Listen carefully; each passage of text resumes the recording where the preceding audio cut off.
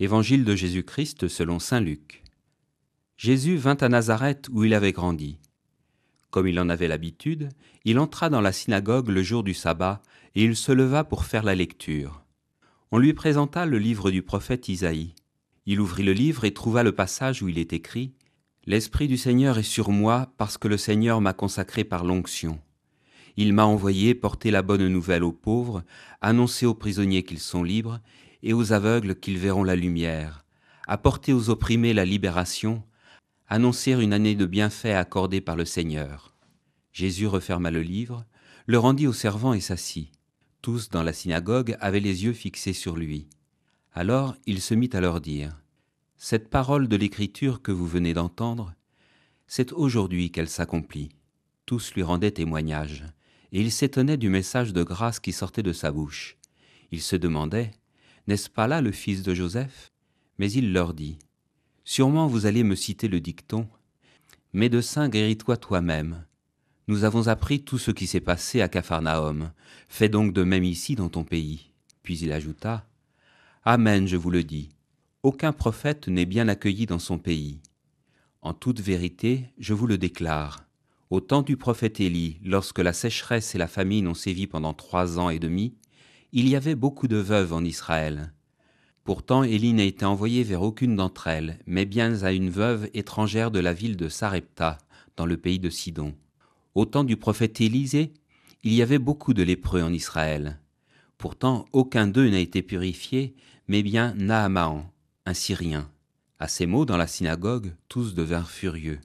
Ils se levèrent, poussèrent Jésus hors de la ville et le menèrent jusqu'à un escarpement de la colline où la ville est construite, pour le précipiter en bas. Mais lui, passant au milieu d'eux, allait son chemin. Loué soit Jésus-Christ. L'Esprit du Seigneur est sur moi. Il m'a envoyé.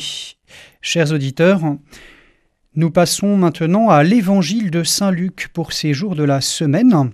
Et ce passage, nous le connaissons bien parce qu'il est repris, il est expliqué plus de 7 fois dans le catéchisme de l'Église catholique. Il est proclamé également dans la liturgie de la messe chrismale. Nous aimons saint Luc parce que c'est peut-être un des évangélistes les plus abordables, notamment pour ceux qui sont au seuil de la foi, en chemin pour chercher, rencontrer, mieux connaître le Christ. Et puis saint Luc, c'est peut-être le biographe du Christ le plus universel, le scribe de la mansuétude du Christ. Aujourd'hui, on dirait le biographe, le journaliste de la douceur, de la miséricorde du Seigneur.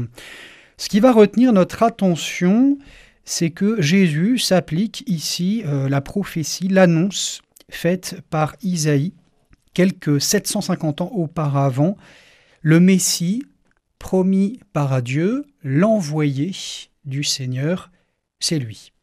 Alors Messie, vous le savez, signifie en hébreu celui qui a reçu l'onction. L'onction est un nom par lequel on désigne le Saint-Esprit. La liturgie de l'Église, le chant du Veni Creator, appelle le Saint-Esprit par ce nom, onction spirituelle. Ce geste d'oindre avec une huile sacrée qui est véhicule du Saint-Esprit, eh bien c'est devenu un nom pour prier, pour invoquer cette personne divine. Venez, onction spirituelle. Et nous pouvons faire nôtre cet appel fréquent de l'Église. Par l'incarnation, le Saint-Esprit repose sur Jésus. Il envahit, pour ainsi dire, l'humanité de Jésus. C'est ainsi que le Christ sera poussé, conduit par l'Esprit au désert. Ainsi encore, cet Esprit se manifestera, il se montrera visiblement avec lui au baptême sous la forme d'une colombe et à la transfiguration sous forme de nuées lumineuses.